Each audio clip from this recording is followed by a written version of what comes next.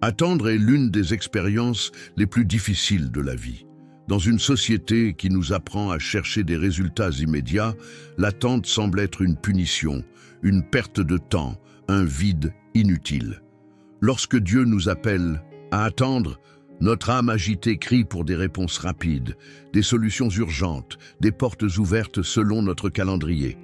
Et lorsque ces portes ne s'ouvrent pas, lorsque les réponses tardent, nous commençons à nous demander « Est-ce que Dieu m'a oublié ?»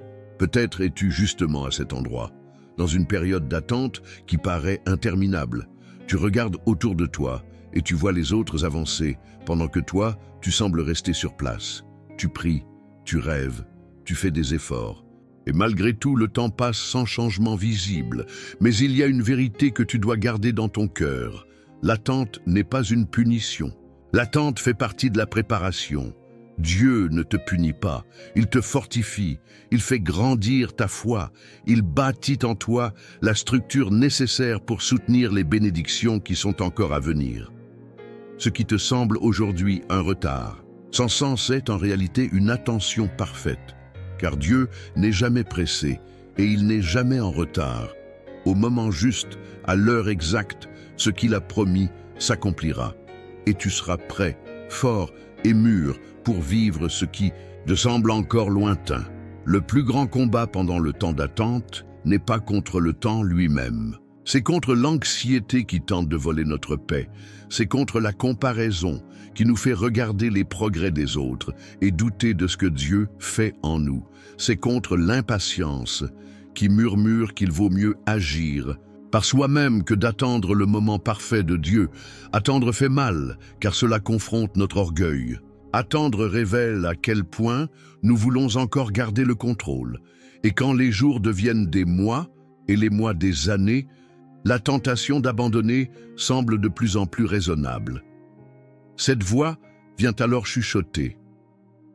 Tu as été oublié. Est-ce que Dieu se soucie encore de toi ? Est-ce que ça vaut encore la peine de croire? Le vrai défi, c'est de continuer à croire sans avoir de preuves visibles, de garder la foi quand tout autour semble aller à l'encontre de ce que Dieu a promis, de maintenir l'espoir vivant quand le silence semble être la seule réponse. C'est justement dans ce lieu d'attente que beaucoup perdent la foi. Mais c'est aussi dans ce lieu que Dieu construit de vrais guerriers. Car la foi qui survit au temps est une foi qui a mûri, qui a développé des racines profondes, qui est devenue inébranlable. L'attente n'est pas centrée sur ce que tu vas recevoir. Elle est centrée sur la personne que tu deviens pendant ce processus.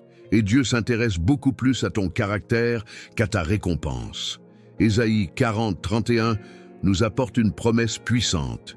Mais ceux qui espèrent en l'Éternel renouvellent leur force. Ils prennent leur envol comme les aigles. Ils courent et ne se fatiguent point, ils marchent et ne se lassent point. Dieu ne promet pas que l'attente sera facile, mais il promet que ceux qui attendent en lui seront renouvelés, espérés. En Dieu n'est pas une attente passive. Ce n'est pas simplement rester immobile en comptant les jours. C'est une attente active, pleine de foi, de confiance, de préparation. C'est durant cette période que Dieu agit en profondeur.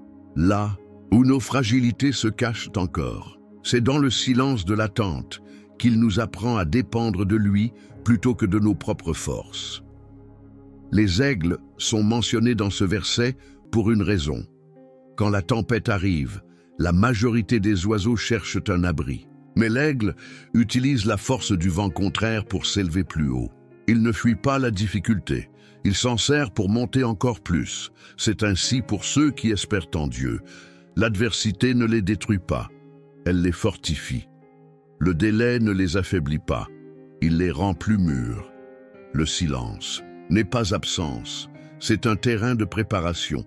La promesse est claire, ceux qui espèrent en Dieu ne font pas que survivre. Ils s'élèvent, ils vont plus loin, ils arrivent plus fort à la destination que Dieu a préparée. Aujourd'hui, Dieu t'invite à changer ta manière de voir l'attente. Il t'appelle à croire que même dans le silence, il agit. Même dans ce qui semble un retard, il prépare. Même quand les portes se ferment, il est en train de te protéger. Faire confiance à la préparation de Dieu, c'est un acte de foi. C'est reconnaître que tu n'as pas besoin de tout comprendre pour continuer à croire. C'est remettre entre ses mains non seulement tes rêves, mais aussi le moment où ces rêves se réaliseront. Dieu sait exactement ce dont tu as besoin, quand tu en as besoin et de quelle manière tu en as besoin. Et plus encore, il sait ce que tu n'es pas encore prêt à recevoir. Il voit les pièges que toi tu ne vois pas. Il connaît les détails de ton avenir qui sont encore invisibles pour toi. Faire confiance pendant l'attente, c'est accepter que Dieu est plus sage que nos horloges. C'est se reposer dans la certitude que pendant que tu as l'impression de ne pas avancer, lui travaille dans des dimensions que tu ne peux même pas imaginer. Au bon moment, ce que tu considérais comme un retard deviendra une preuve de son. Amour, aujourd'hui, Dieu te demande de lui faire confiance, non seulement pour ce qu'il fera, mais pour qui il est. La vraie confiance naît d'une relation, pas seulement d'une attente.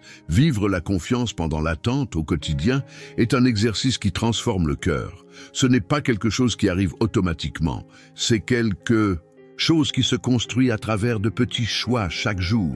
Quand l'anxiété monte, respire profondément et rappelle-toi, Dieu est aux commandes.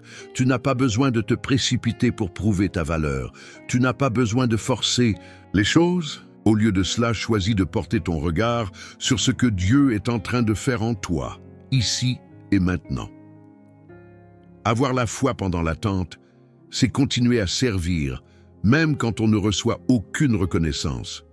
C'est semer de bonnes graines sans voir encore les fruits. C'est garder son intégrité même quand personne ne regarde. C'est continuer à prier même quand le ciel semble silencieux. Chaque jour, il est essentiel de nourrir ton âme des promesses de Dieu. Lis sa parole, proclame ses vérités sur ta vie, rejette les pensées de découragement. L'attente est un terrain fertile où la foi profonde peut s'enraciner. Plus tu nourris ta foi, moins la place est grande pour le doute. Et surtout, choisis la gratitude. Remercier même avant de voir la réponse, c'est une déclaration puissante de foi. Cela signifie « Je fais confiance à ton caractère, Seigneur, même si je ne vois encore rien ». L'application quotidienne est simple, mais puissante. Ne t'arrête pas, n'abandonne pas, continue à croire, continue à espérer. Car Dieu est en train de façonner en toi quelque chose de beaucoup plus grand que ce que tu lui as demandé.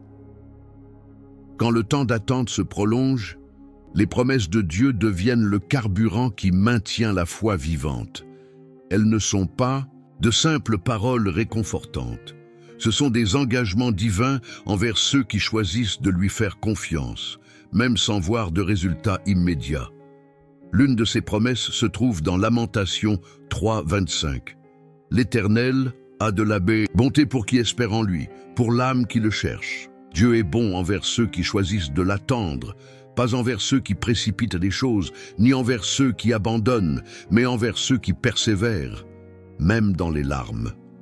Une autre promesse puissante se trouve dans Galates 6.9. Ne nous lassons pas de faire le bien, car nous moissonnerons au temps convenable, si nous ne nous relâchons pas.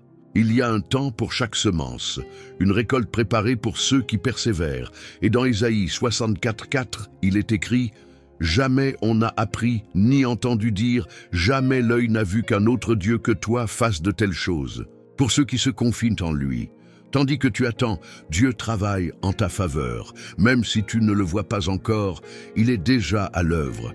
Ses promesses sont des ancres qui empêchent ton âme de sombrer dans l'océan de l'impatience. Elles te rappellent que Dieu est fidèle, même lorsque tout semble figé. Tiens bon, Dieu ne tarde pas, il prépare. Le temps d'attente ne concerne pas uniquement ce que tu espères recevoir. Il s'agit surtout de qui tu es en train de devenir pendant ce temps. Chaque jour de silence, chaque prière restée sans réponse, chaque rêve gardé en toi est en train de façonner ton appel. Dieu ne te conduit pas seulement vers une bénédiction. Il te façonne pour porter la gloire qui viendra avec elle. Il y a des leçons que l'on n'apprend qu'au désert, une maturité qui ne naît que dans le silence, une force qui ne se construit que lorsqu'il ne reste plus rien d'autre que la foi.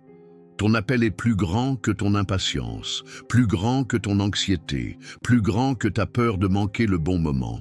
Dieu n'arrive jamais en retard et il ne se précipite jamais. Il est en train de développer en toi la capacité de soutenir ce qui, s'il arrivait trop tôt, pourrait t'écraser. Chaque moment d'attente fortifie ton identité. Il enracine ton cœur. Il affine ton écoute pour mieux reconnaître la voix de Dieu au milieu du bruit du monde. Tu n'es pas oublié. Tu es en cours de préparation. Ce que Dieu prépare pour toi n'est ni petit, ni fragile, ni superficiel. C'est grand, c'est profond, c'est durable. Et c'est pour cela que le temps de formation est si essentiel. Ceux qui apprennent à attendre Dieu deviennent inébranlables, car ils savent que leur force ne dépend pas des circonstances, mais de la présence fidèle de leur Créateur. Attendre n'a jamais été facile, et Dieu ne nous a jamais promis que ce le serait. Mais il a promis que l'attente en vaudrait la peine. Chaque minute de silence, chaque larme versée, chaque prière restée apparemment sans réponse est soigneusement utilisée pour te préparer à quelque chose de bien plus grand que tu ne l'imagines. Le temps d'attente n'est pas un vide. C'est un temps de formation. Dieu fortifie ta foi, élargit ta vision, affine ton cœur. Il t'enseigne à lui faire confiance au-delà des circonstances, au-delà du temps, au-delà de ce que tu ressens ou vois. Ne méprise pas le temps de la préparation. Ne pense pas que tu es oublié. Ne crois pas que tes rêves sont morts. Ils sont entre les mains de celui qui les a plantés en toi et qui sait exactement quand et comment les faire éclore. Si aujourd'hui tu ne vois que du silence, sache qu'au-delà du visible, Dieu travaille. Ta victoire ne résidera pas seulement dans ce que tu recevras, mais surtout dans ce que tu deviendras après tout cela. Si tu croyais vraiment que Dieu est en train de te préparer pour quelque chose de plus grand, quelle serait ton attitude dès aujourd'hui? Avant de partir, respire profondément, remets-lui tes attentes et confiance. Attends, car ce que Dieu prépare pour toi dépasse tout ce que tu aurais pu imaginer.